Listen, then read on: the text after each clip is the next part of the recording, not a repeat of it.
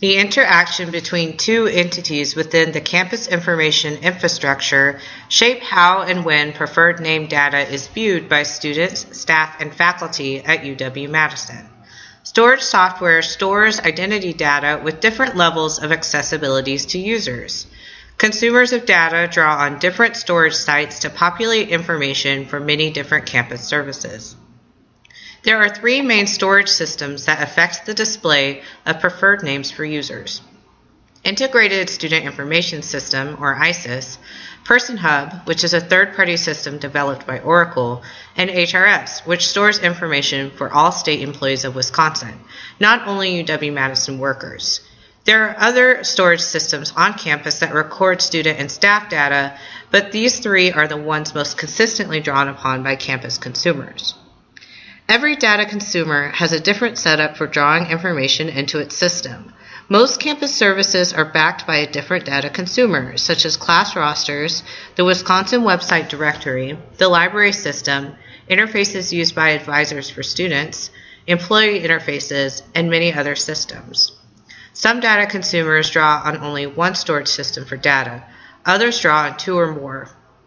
In terms of storage, there are two pieces of information that affect the display of a user's preferred name. First, students can now use a portlet to enter a preferred name that is stored in ISIS. If no other action is taken, the preferred name and the legal name are both visible.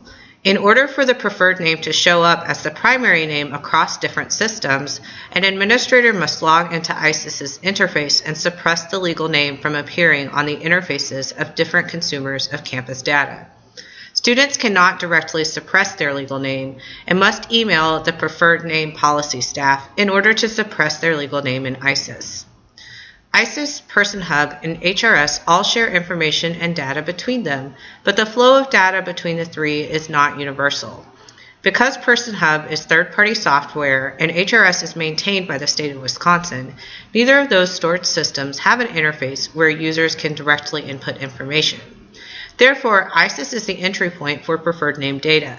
When a user enters a preferred name through the portlet, the information is shared with PersonHub, which shares the information with HRS.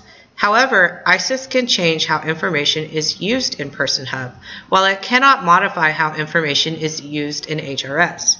Thus, with the suppression of the legal name, ISIS can modify PersonHub's use of a user's legal name, but cannot modify how HRS uses legal names.